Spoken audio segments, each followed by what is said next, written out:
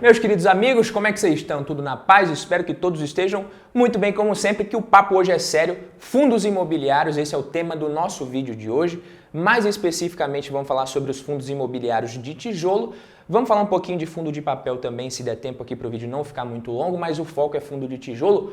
Pouca gente se liga nisso aqui na hora de investir em fundos imobiliários, mas quem entende o que eu vou explicar para vocês aqui agora consegue tomar decisões melhores e sair na frente também da maioria dos investidores em determinados momentos. E a gente pode dizer que atualmente nós estamos num momento muito bom para certos fundos imobiliários. E isso tem a ver com o ponto do ciclo imobiliário que nós estamos, mas o momento é bom mesmo, como eu disse, para os investidores que souberem aproveitar oportunidades que ainda não estão tão óbvias, porque essa é uma das leis universais dos bons investimentos. Eu não sei se você sabe dessa aqui, mas depois que fica óbvio demais, quase sempre já não é mais uma boa oportunidade, e é sobre isso que nós vamos conversar hoje, depois que você que já é de casa deixar o seu like aqui nesse vídeo, é claro, e se é a sua primeira vez por aqui, seja muito bem-vinda, muito bem-vindo ao Valor em Ação. O prazer é sempre meu de ter vocês aqui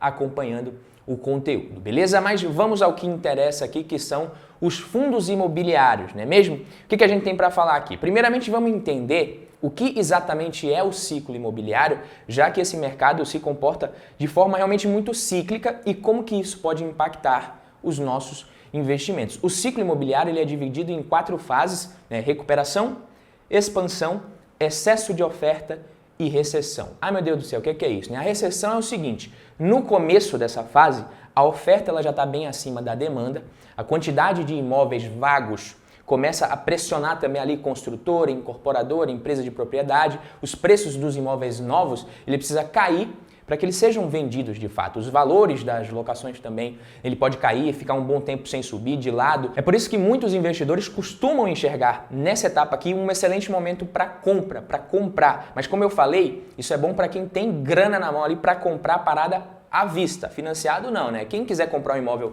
financiado nessa fase aqui ou em qualquer outra, não vai se dar tão bem por conta de outros fatores envolvidos em todo o cenário. Fatores como taxa de juros, o crédito imobiliário, o nível de emprego, renda da população, tudo isso influencia também. Tudo isso influencia e pode fazer com que essa fase também se estenda por muitos anos até uma nova retomada, essa fase de recessão. A duração de um período de recessão no mercado imobiliário, ela não é previsível como as estações do ano, ela depende muito do cenário econômico do país.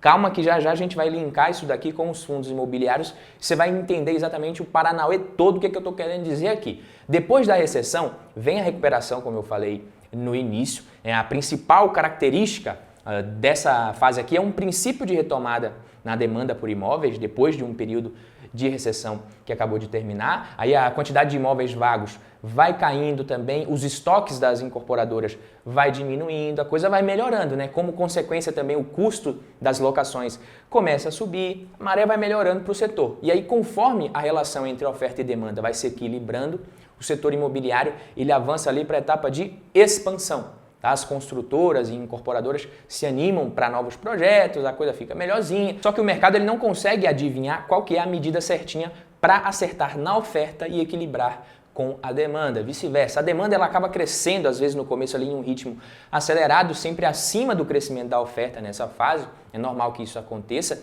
né? E a segunda pior coisa para a vida de uma incorporadora é justamente você estar dentro de uma fase de expansão sem ter imóvel para vender. Já pensou alguém, você liga lá na Exetec e fala, ó, tô querendo comprar um apartamento à vista aqui, sem choradeira, tô com dinheiro, quais sabores vocês têm aí de imóvel para vender? E eles te falam, porra, hoje eu tô sem nada, meu querido, ó, vou ficar te devendo, mas liga lá na Cirela que tem, eles são muito gente boa, eles vão te atender bem. Fala com o Paulo, fala que foi eu que mandei. Nunca na vida, né? Os caras não podem ficar sem imóvel na fase de ouro do ciclo. Então, as construtoras e incorporadoras aceleram o ritmo para entregar mais imóveis, vender mais. É isso que elas fazem. E muitas delas acabam até se alavancando muito bem, fazendo isso com dinheiro emprestado, com crédito, para não perder essa fase boa. Afinal, na fase de expansão, os preços sobem também. Mas aí, em algum momento, a oferta de imóveis acaba ultrapassando a demanda mais uma vez. O preço ele começa a se estabilizar, até se corrigir um pouquinho ali,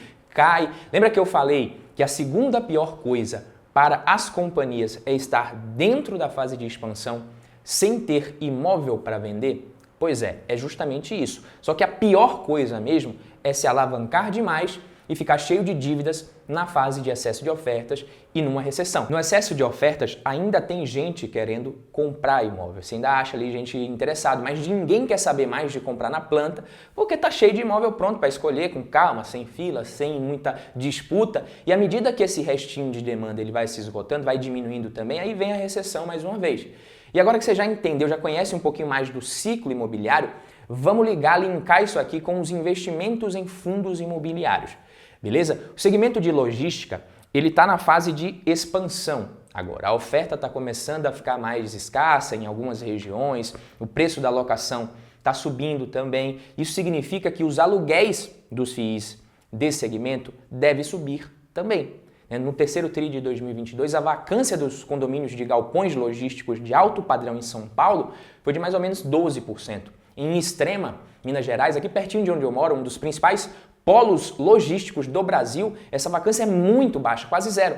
As vacâncias são menores do que no período pré-pandemia. Então, nessa hora aqui, papai, quem é dono dita a regra, tá? Quem é dono do imóvel. O valor do metro quadrado alugado está subindo bastante também e isso vai se refletir no valor pago de aluguel por cota nos FIIs de logística. Mas quem não entende nada disso, só olha ali o dividend yield de um BTLG11 da vida, vê lá 8,7% pago nos últimos 12 meses, é bem menor do que a taxa Selic, então não faz sentido, né? Vou deixar o dinheiro parado na renda fixa. A pessoa acha que é loucura investir num fundo imobiliário desse, num momento como esse, que a renda fixa está pagando mais. Lembrando que esse yield de 8,7% é com base no preço atual. Para quem comprou mais barato no final do ano passado, ele é de mais de 9,3% mais ou menos. E o bom de se investir em fundo de tijolo é que você está comprando imóveis que já estão prontos. É claro, alguns fundos se alavancam e tal, mas o risco é bem menor do que os riscos ali dos fundos de desenvolvimento, das incorporadoras, e até mesmo das empresas de propriedades, como o Log Commercial Properties, por exemplo.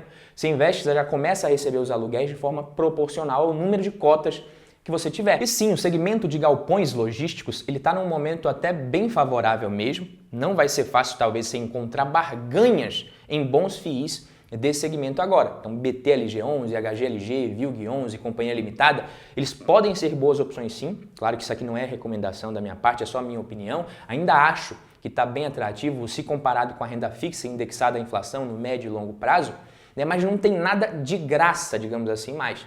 Já em relação aos segmentos de lajes corporativas, o momento ele é mais para recuperação, já está começando a acontecer um pouco de queda na vacância, mas é coisa bem leve ainda. O preço do aluguel por metro quadrado ainda não está subindo muito como nos FIIs de logística. Então quem tem o imóvel não está ditando a regra ainda, não está conseguindo botar o preço, como se diz aqui na minha região, entendeu? Tanto que se você olhar o indicador de P sobre VP dos FIIs de lajes corporativas, você vai perceber que dá para você achar mais desconto. Bem mais desconto, na verdade, que nos FIIs de logística.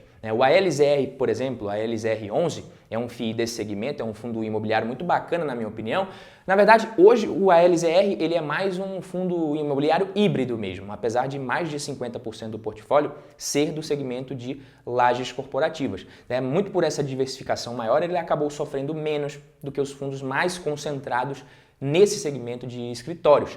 O fundo sofreu menos, mas pelo menos com base no indicador de PVP, a gente vê que ele não está descontado. Desde o final de 2021 para cá, a cota já se valorizou mais de 16%, ele subiu muito. Recentemente pagou um dividendo bem alto, não recorrente do lucro da venda de um imóvel grande do fundo, um lucro proveniente da venda de um imóvel. Não é aquele fundo, digamos assim, extremamente descontado, mas você tem PVBI11 que está descontado, você tem HGRE11, o próprio JSRE11 também. Mais uma vez lembrando que não são recomendações, eu só estou dando exemplos aqui, tá, galera? Mas assim, se o segmento de logística ele está se expandindo mais agora, podemos dizer, laje corporativa está saindo de uma recessão para recuperação. Claro que isso varia de acordo com a região do país também. Rio de Janeiro sofrendo um pouco mais, o HGRE, por exemplo, mesmo com deságio em relação ao valor patrimonial, e também muito por conta desse desconto aí, né, a cota mais barata, ele está com um dividend yield de mais de 8% nos últimos 12 meses. Então muita gente acha pouco porque fica naquela análise de superfície burra de se comparar isso com taxa Selic e pronto, como eu falei. E eu não estou falando que renda fixa não serve para nada e que fundo imobiliário é a melhor coisa do mundo, que nós devemos investir somente em fundo imobiliário de tijolo, agora tem nada a ver. Mas se você quer investir em fundos imobiliários, quer escolher os ativos, né, você precisa entender um pouco mais os ciclos. Senão o investidor ele acaba comprando nos momentos errados, achando que está comprando na hora certa, que está fazendo a melhor coisa do mundo, a melhor estratégia. Nesse caso, é melhor você nem procurar fazer alocação tática, como muita gente tenta. Foca no percentual que você definiu ali para fundo imobiliário, ações, renda fixa, etc. Quanto que você quer de fundo imobiliário de papel, fundo de tijolo, né? E só mantém sem se preocupar muito com o preço. Toca o barco. Naturalmente, você vai se sair melhor do que quem tenta fazer justamente o oposto do que seria uma boa alocação tática. Badu de Deus, o que é a alocação tática? Eu nunca ouvi falar nisso, né? Quando você faz a ponderação constante ali dos seus ativos, você precisa rebalancear periodicamente a sua carteira. Eu sempre falo disso aqui. Então, de acordo com a valorização ou desvalorização de cada coisa que você tem, você vai mantendo a composição que você definiu como objetivo no início. É como se a sua carteira virasse o seu ETF personalizado e você só mantém isso daí, só toca o barco, tá? Já na alocação tática, você fica mais flexível para ajustar isso daí um pouco no curto prazo. Ou seja, mesmo que a longo prazo o investidor ele tenha um objetivo de composição de carteira muito bem definido, dá para alterar um pouquinho ali caso ele observe oportunidades melhores em uma ou outra classe de ativos e depois ele rebalanceia isso novamente certinho lá na frente. Então digamos que você definiu que 30% da sua carteira é renda fixa, 30% fundos imobiliários, o resto em ações, etc. Mas agora você acha que fundo imobiliário e ações estão mais interessantes para compra no longo prazo, mesmo com a Selic alta, remunerando bem o dinheiro parado na renda fixa, porque você acha que esses ativos estão baratos. Você pode tirar 10% da renda fixa, né, uma parte ali, e fazer esse reajuste. E aí lá na frente, considerando que você está certo na sua avaliação, né, a tendência é que esses 10% a mais em renda variável tenham tido um retorno maior. E aí você realiza parte desse lucro, joga o percentual na renda fixa ali para o lugar novamente, ou então reajusta somente com novos aportes em renda fixa, entendeu? O ponto é que esse tipo de alocação ele é um pouquinho mais arriscado. Envolve a necessidade de se conhecer um pouquinho mais os ciclos econômicos para você ter um timing mais correto. Não que você vai acertar na mosca, né? Além disso, o investidor ele precisa tomar cuidado para não sair muito do plano original que ele definiu. Porque se o palpite estiver errado, né, o que pode acontecer também, ele aí não vai sofrer tanto. O ponto que muito investidor não consegue entender, o que é, meus queridos, né? Como se trata de um ciclo, vai se repetir, pô. Só não dá para saber exatamente o momento. Mas o investidor, ele nem precisa acertar isso na mosca para tomar boas decisões, mas vai se repetir. É extremamente provável que em algum momento a Selic vai começar a cair, a gente não sabe quando, mas vai.